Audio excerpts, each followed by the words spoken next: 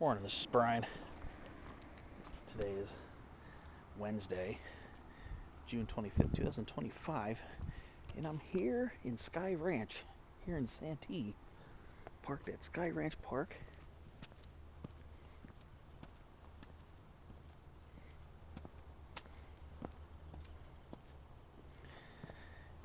I'm on Calla Lily. I'm going to be heading up to a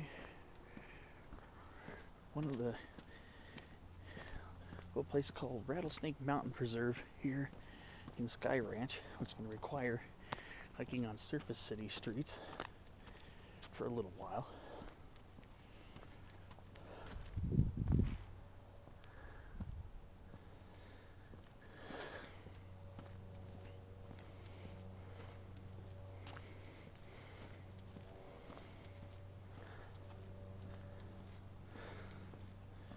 Goals to head up there, Rattlesnake Mountain Preserve.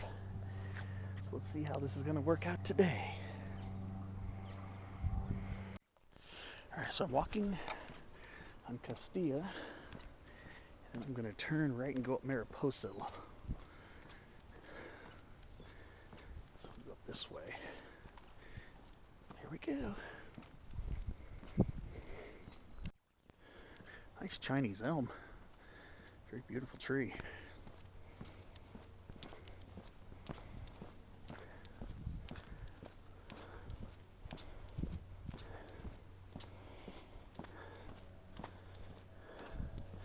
So I'm walking up Mariposa right now.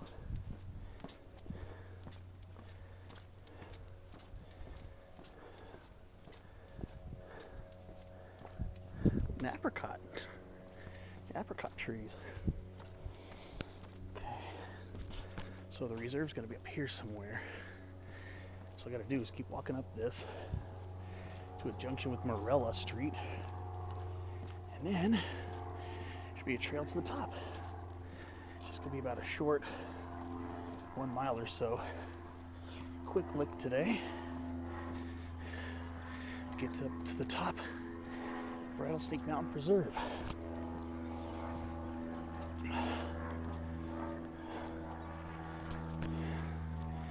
All right, see you up the way.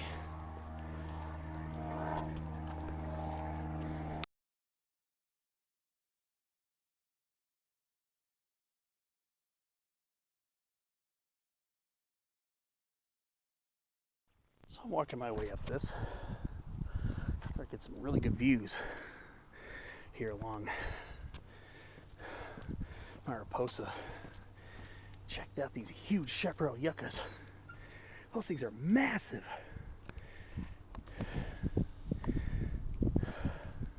Two humongous chaparral yuccas right there. That up there is the summit of Rattlesnake Mountain. The actual high point is up there, near those towers and stuff. That's where the summit area is. It's a pretty neat looking neighborhood. Our coastal sage scrub growing here. Look at this chaparral yucca. If it's anything like those other ones, when this rosette blooms, it's gonna be massive. Look at these nice little coast live oaks here. Very pretty coast live oaks.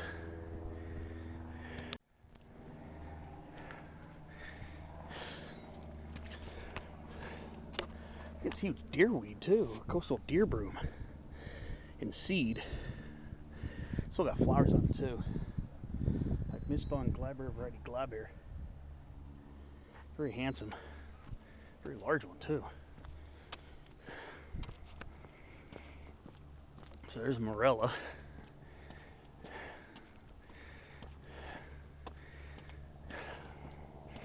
So I'm almost at the preserve. There's no parking right by the preserve, so gotta park down that way or further up this way. I chose to park further back so I can get a climb on the way in and a descent on the way out.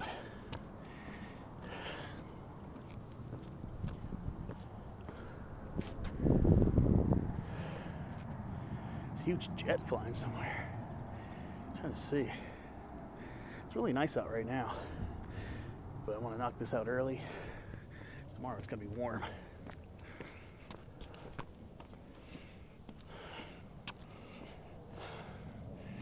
Okay. Now I gotta carefully go through here. It's a blind curve.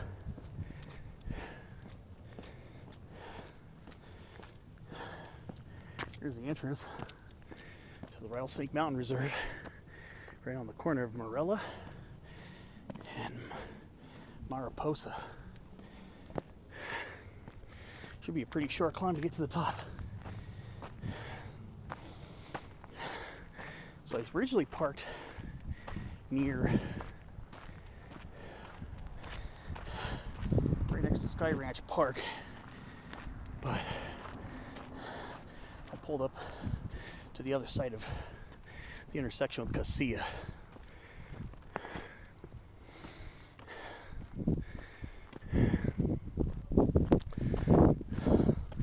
So this is going to be one of the smaller summits of Rattlesnake Mountain at the top of this rise here.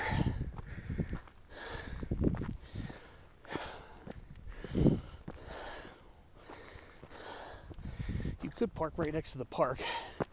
I chose to drive up a little bit more.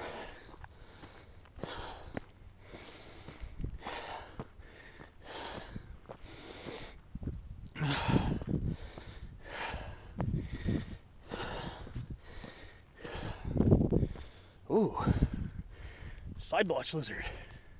2 of them.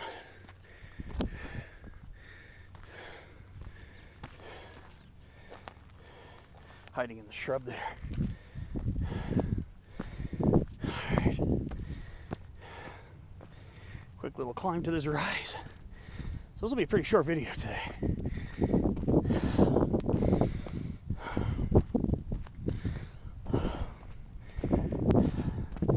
Coast Cholla.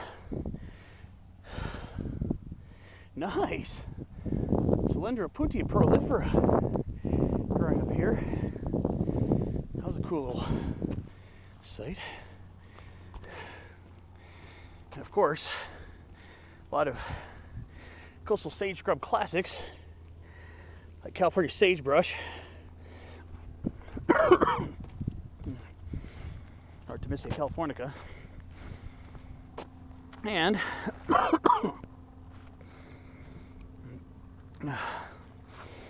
California foothill California buckwheat, Eriogonum fasciculatum bradyfoliolusum.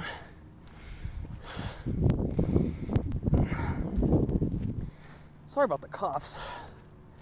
I was sniffing the leaves of the California sagebrush and accidentally breathed it in. Breathed in one down my esophagus. So let's see. I'm gonna have to point out some views when I get up here. The top of this is just a little above 1,040 feet. So we'll call this Rattlesnake Mountain North. So here we are. Another quick little summit. This hill only has maybe about 40 to 50 feet of prominence. So it's not a major peak, but it is publicly accessible, unlike the actual summit of Rattlesnake Mountain over yonder. Doesn't mean people don't climb it anyways, but I'm not trying to trespass and get in trouble. I'm good on that. Alright, it's time for a summit selfie. And give me a minute to cough more a little bit. I'm going to start pointing out some views.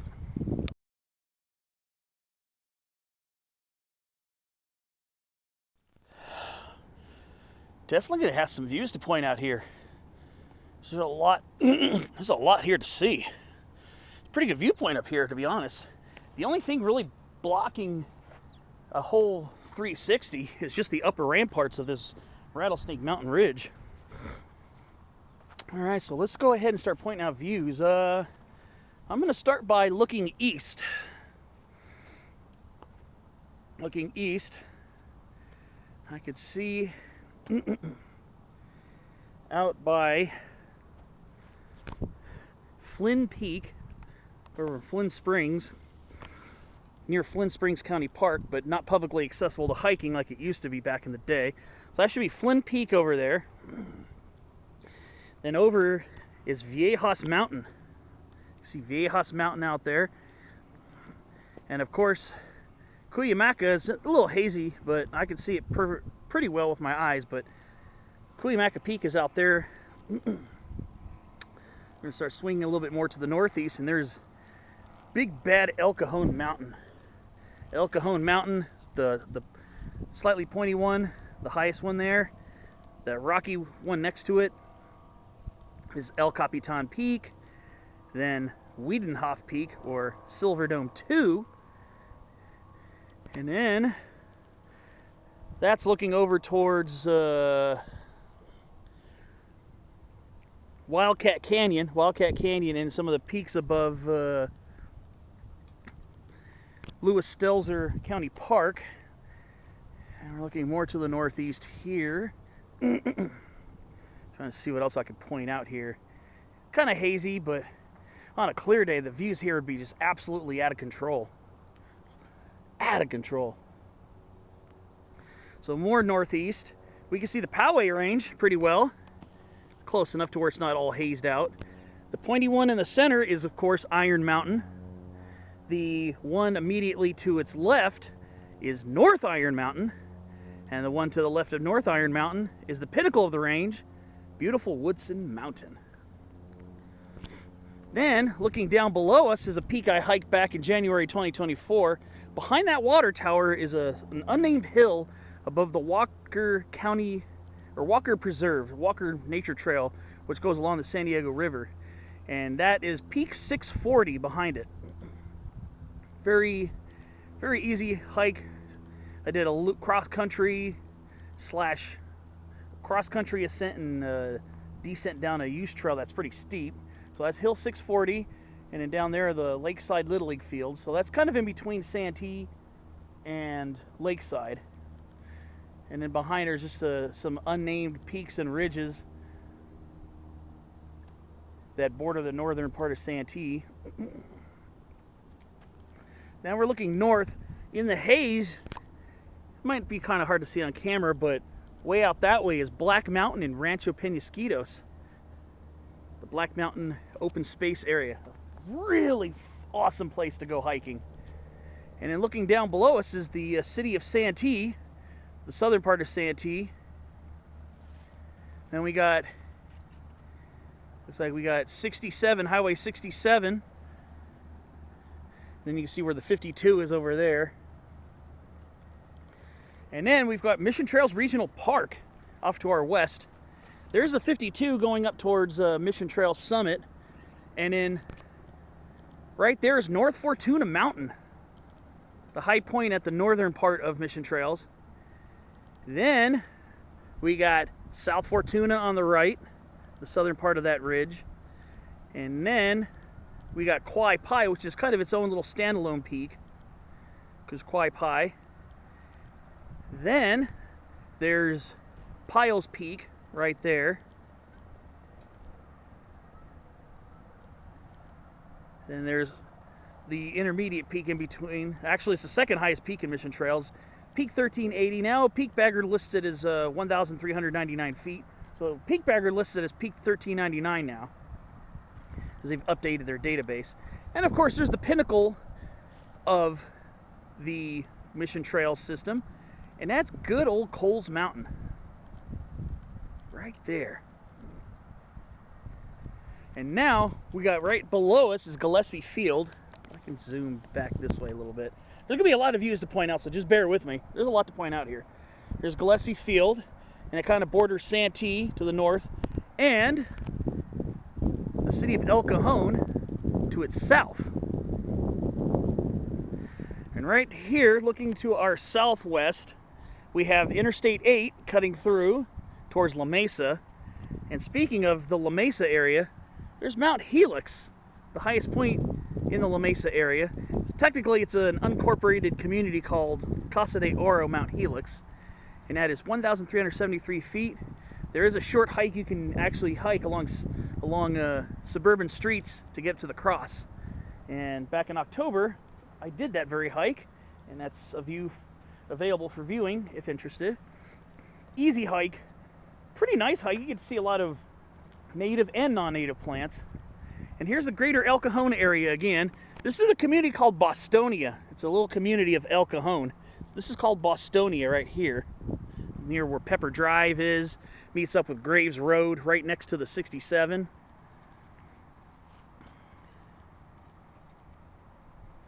So actually that's 67 still. I'm tripping.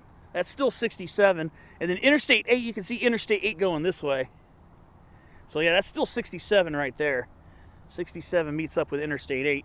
And again, Mount Helix behind it. So now, right down there is the East County Regional Center, where the courthouse is. So it's kind of like downtown El Cajon right there. I think that might be 2nd Street right there. That might be 2nd Street, I'm not sure. And then, off to the south, there's good old San Miguel Mountain right there, center stage, with its sister peak to its left off in the haze, Mother Miguel Mountain. As we're starting to look a little more towards the southeast, you might be able to see in the haze the long ridge of the San Isidro Mountains in the background. And I could see Hamul Mountain underneath it, but it might not be visible on camera. Another hike I did, which was another amazing hike, I may add. Yes, I can see some of that area, and I think I can see Lexington Peak too. I don't know if when I'm editing and I can see it on the camera, I'll try to add it in. Now we're looking more towards our south or east southeast, and there's the top of Rattlesnake Mountain. That's the high point. This is just a small summit along the way. I needed to summit something, and that's not legal to get up there. And then there's the upper portion of Sky Ranch. So now we're gonna go swing it back around to the east, and that wraps up our viewpoint. Yes, I had to take some time on this one. So yeah, when I said that was Interstate 8, I was tripping. That's all part of 67. That's 67 heading towards its southern terminus, where you pick up Interstate 8, which goes that way. So that's still California 67 down there. But yeah, we do get some pretty nice views up here. Pretty happy to finally get up here. I've been meaning to come up here for a while. I was almost going to try to hike this up from surface streets from Graves Avenue. At one point I was thinking about doing that hike, but I was good enough getting up here from the other spot. Maybe when I come back here in next blooming season, I can get some either spotlight videos or ode videos to some of these awesome plants, these awesome coastal sage scrub plants. But for now, I'm just happy getting up here for a quick after doctor's appointment hike. I have a hike from yesterday that's going to be, and that hike was from the Rancho Bernardo area, so be on the lookout for that video. I don't know, this one's going to be a shorter video, so this might be up first. If not, be on the lookout for that video. I'm going to start just kind of poking around and seeing what kind of other things I can botanize on the way back from this. So yeah, we do have our coastal sage scrub habitat up here. Of course, laurel sumac is an integral part of the coastal sage scrub and chaparral and even the woodlands habitat. See, laurel sumac doesn't just grow in coastal sage scrub. It also grows well in low elevation chaparral, and also as an understory in oak woodland sometimes as well, where it can get really tall and lanky.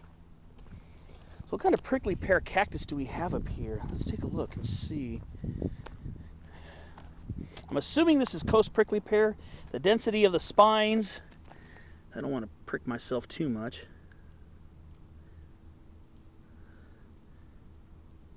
Trying to see.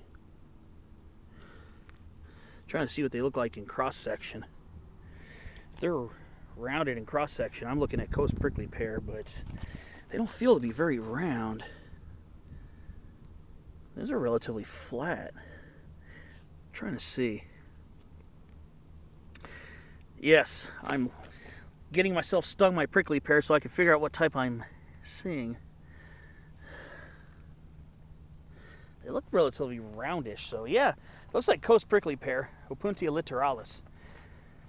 The reason why I have to study them carefully is because there are two closely related hybrid cactus or prickly pear cactus that are very similar in appearance, and that's western prickly pear, Opuntia occidentalis, and there's another one called mesa prickly pear, Opuntia vasii, which are very similar and can easily be confused with coast prickly pear, especially for people who are not really trained botanically. Now, coast prickly pear has round or square, both round and square long spines in cross section. Now, telling the difference between western and mesa prickly pear, telling the difference between those two is much harder because they both have flat, roughly flattened long spines. So telling the difference between those two is much more difficult than separating those two from coast prickly pear. Now, I think both of them have coast prickly pear as DNA, I think. Now, at least one of the hybrid ones also has, I think, Engelmann prickly pear as a hybrid. And one of them, I think, is a hybrid between a regular species and another hybrid. And I don't remember which one is which. I'll leave some space on the screen after this pause to explain that and give you my source.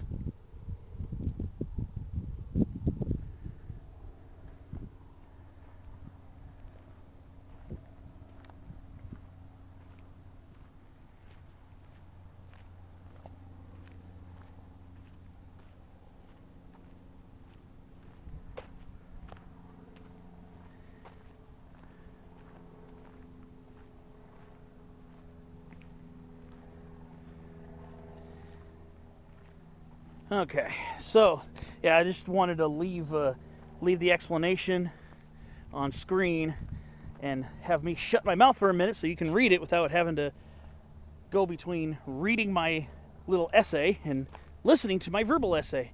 There is a handsome laurel sumac just starting to get his flower buds for summer. There's some of these laurel sumacs here in San Diego County already well in bloom. And some of them are just starting to. This one's just starting to bud out. Panicles of really small whitish flowers. You can see the tips of the stems are red. It's a very showy plant. Extremely showy plant that is sometimes quite underrated here in coastal and low elevation foothills Southern California. Laurel sumac. That's why I've done at least 2 ode videos to this plant, because I really highly appreciate how beautiful laurel sumac is. But yeah, it's a pretty nice little area. Very short hike. I don't even know if it's going to be a full mile, to be honest. When I do the maps, it'll show. Obviously, this hike's going to be very easy rated. Roughly about 200 feet of elevation gain. Really nothing difficult, to be honest with you. Just a quick little jaunt up here. So when I get back down to Mariposa, I'm going to have to definitely take some time to get some photos of that area and some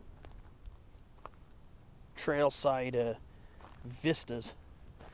So yeah, cool little spot. Now, very important. This is, I believe, a federal land here. So you stay on this trail. Do not go off of it. No cross-country hiking, because it is signed as private property, and it's also for the conservation of this land. I'm hoping that this parcel of land remains undeveloped, so that we don't have to worry about more of Rattlesnake Mountain being chewed up and paved over, which is really kind of a shame. Because you can see on the hillsides here, the really steep undevelopable sides, you can see lots of coastal sage scrub habitat still remains, but on these gentler portions, it's just very, very terribly chewed up. And a little western side blotch lizard. Had a couple of those pop up. Very, very beautiful. I love our herp life here. I'm very, very happy to see that. So I think even this, stay off of this, just stay on trail, because you don't want to disturb the habitat. It's very federally protected, so you can get in trouble.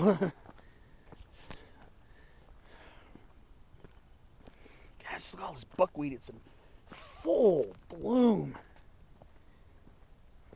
That's the one thing about summer I do like, is the buckwheats are painted. Look at all that white, that's all foothill California buckwheat. All of it. It's all buckwheat. It's all this plant here. Eriogonum fasciculatum verdifoliolosum. Yeah, this coastal sage, this standard coastal sage scrub is predominantly California buckwheat. Very nice. Very nice. And we got a laurel sumac in full bloom. I'm going to come up to it real quickly. Yeah, this laurel sumac's in full bloom. Look at that. That is so beautiful. What a beautiful plant.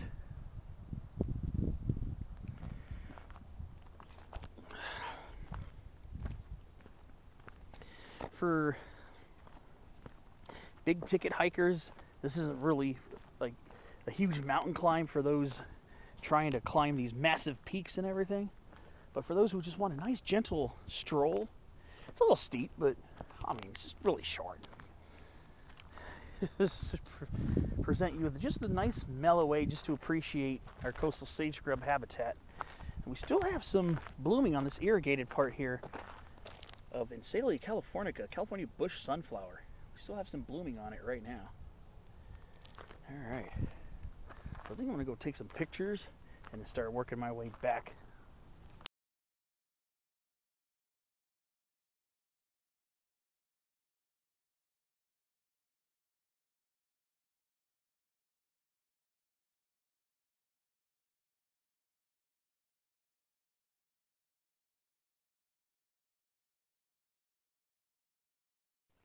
You can tell this area gets irrigated. That's why everything's so lush and green here.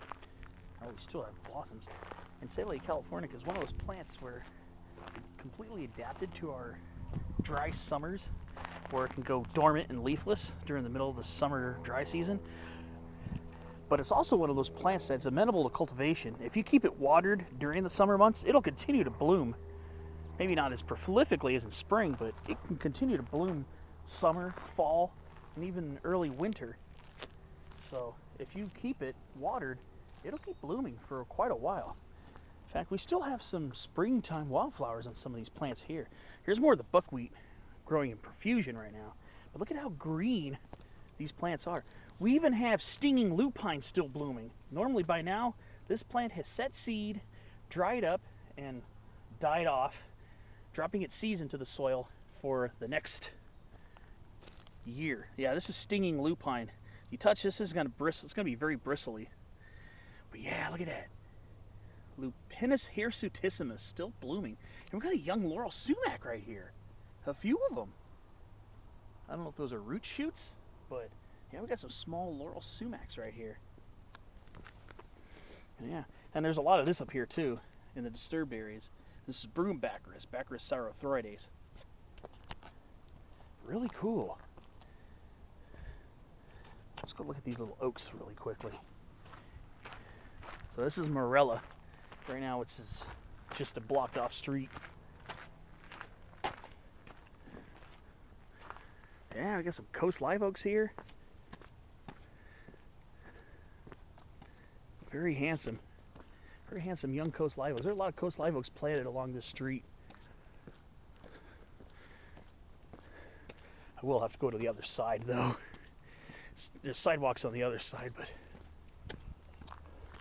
I'm gonna just go up a little bit further for a viewpoint. I like to see this side, the east side of Rattlesnake Ridge. Hopefully the live oaks will start naturalizing here. These are native to the area. Up ahead is another huge chaparral yucca. I need to get to it.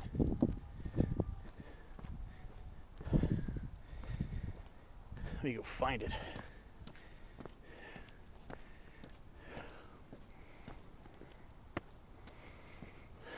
I will include this on my hiking map.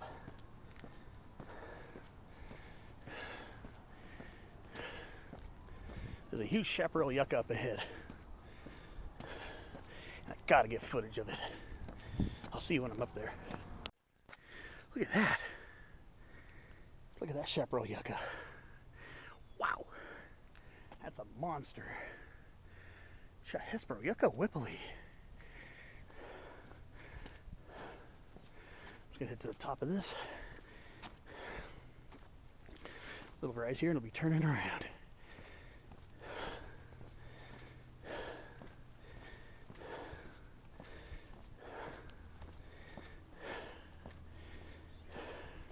I think I'm actually above the preserve now. A little bit higher up now.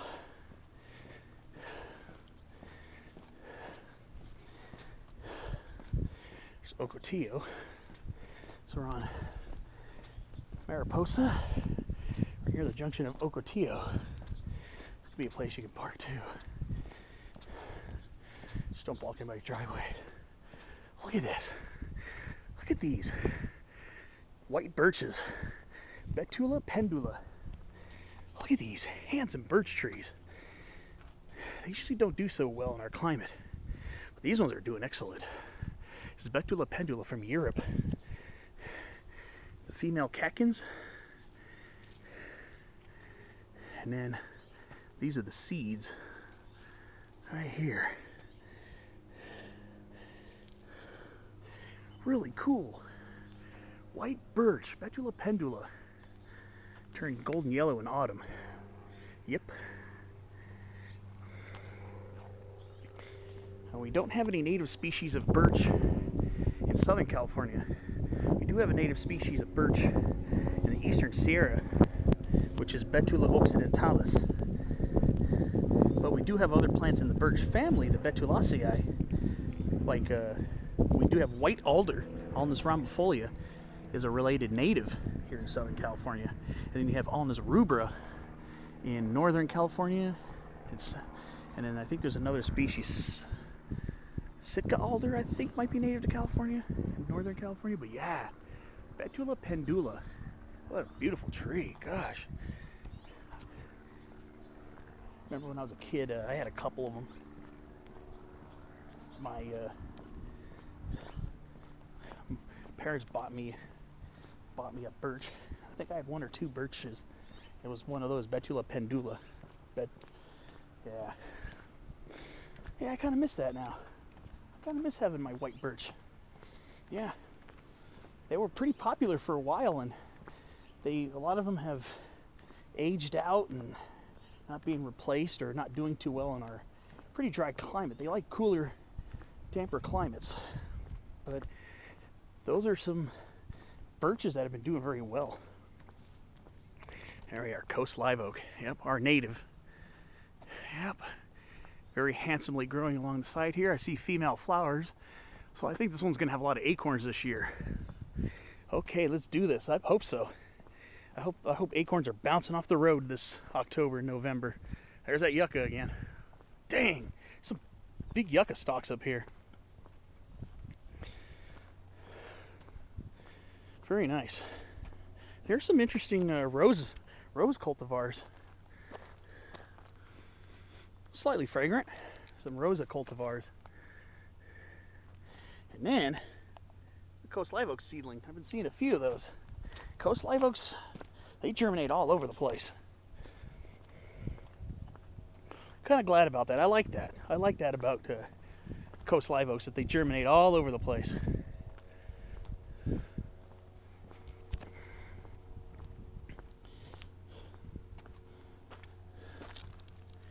Wow. Cool. All right, I'm gonna have to get some pictures.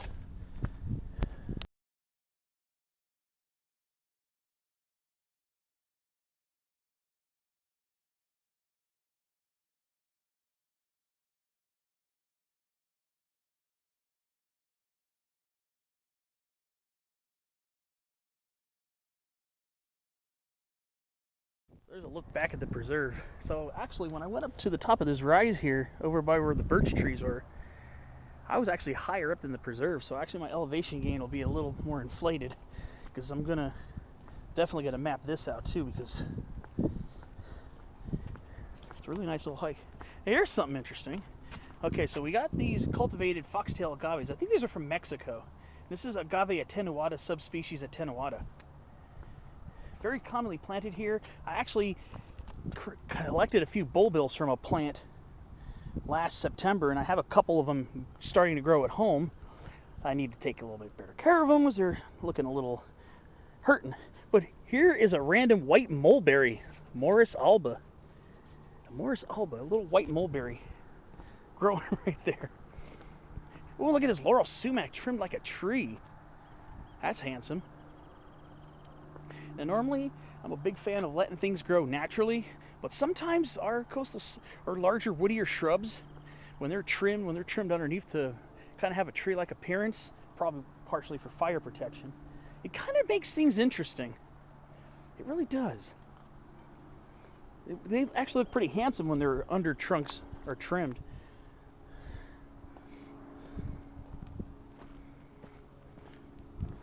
A pretty cool looking area, to be honest with you. There's some white sweet clover right here. Melolotus alba. It's a non-native plant. And here's the western side of Rattlesnake Ridge. Nice views. Just cool views. Looking down towards Santee and Cajon. Fletcher Hills out that way. Really cool views up here.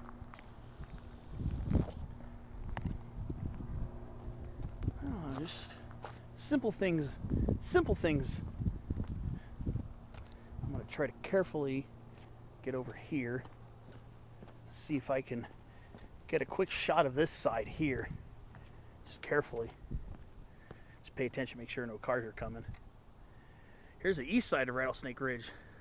So this is kind of like a little bit of a ridgeline walk.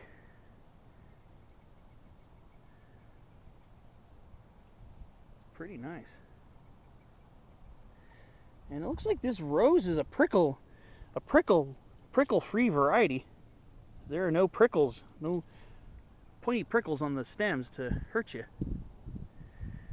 And I thought I saw a Fremont cottonwood. Oh yeah. There's a Fremont cottonwood right here too. A small Fremont cottonwood. Maybe a little bit of out of place here on the top of the hill, but I think there's some irrigation here, so yeah, some irrigation. That's a Fremont cottonwood. It's another native tree here. Time for some photos before another car comes.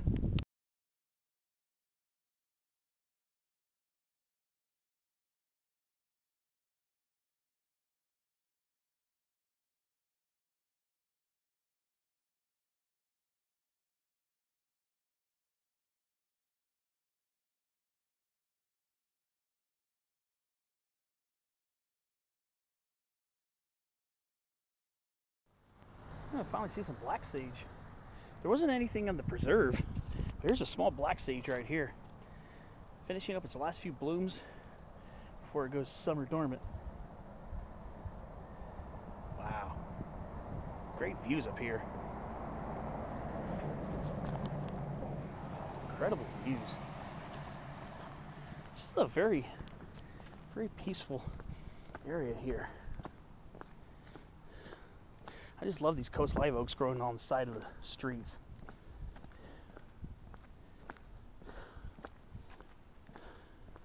And here we go.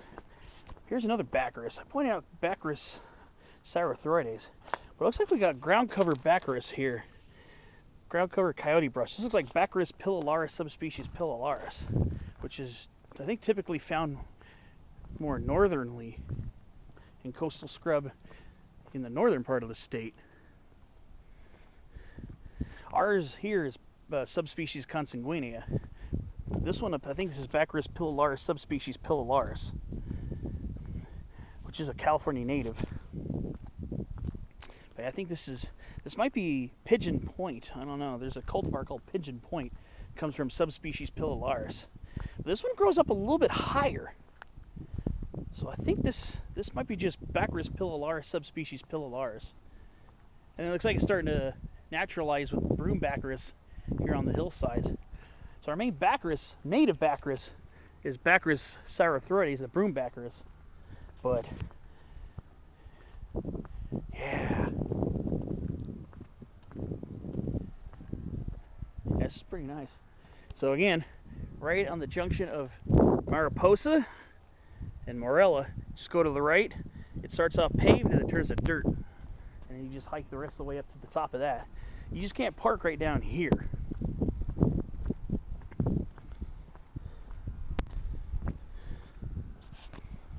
Oh yeah. So I'm glad that some people are doing the due diligence in preserving parts of this area.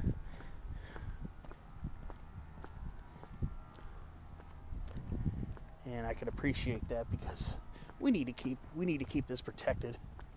We need to keep as much of this protected so wildlife and plants can keep flourishing here. And this is just minutes away from my house.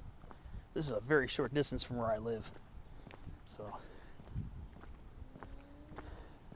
I can get up here in less than 10 minutes on the road. Very easy to get up here.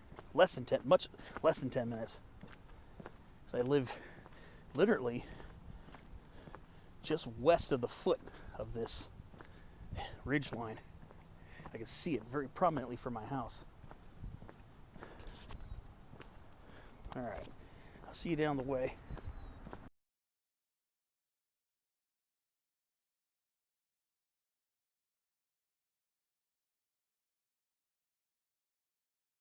So I was pondering the name Morella. The name Morella, the name of the street. Not really a street, it's just an off-limits walkway. And I think it comes from the name of the native plant we have in California called Pacific wax myrtle, Morella californica, which used to be named Myrica californica. I'm curious about that. Oh, Jacaranda mimosifolia in bloom. Yes, indeed. I'm going to have to do a Trees of San Diego or San Diego County on this one soon. Here are flattened seed capsules that split open with age. And there are the beautiful flowers. Jacaranda mimosifolia. Now they're taking over for the coast live oaks on the side of the road. But yeah, there's that. Oh, more cottonwoods up there. Cool. Here's another jacaranda. Lost most of its leaves and getting new leaves now. This one's got more bloom action on it. Very handsome tree. And of course, its big celebration is its flowers in late spring, early summer. But the tree also has a pretty cool form, pretty cool shape. It's just a handsome tree all around from South America.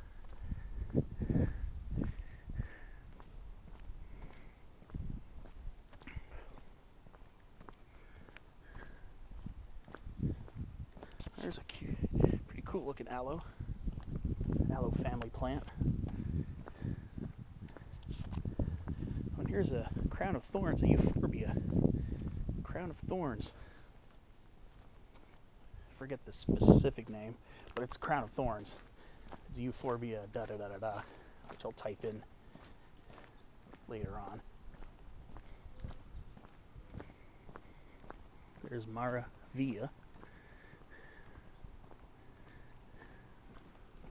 And here's a handsome Chinese elm tree again. Walking down Mariposa. Pretty cool.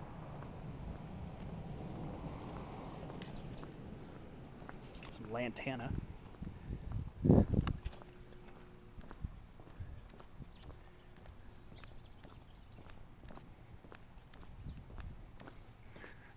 With some bottle trees.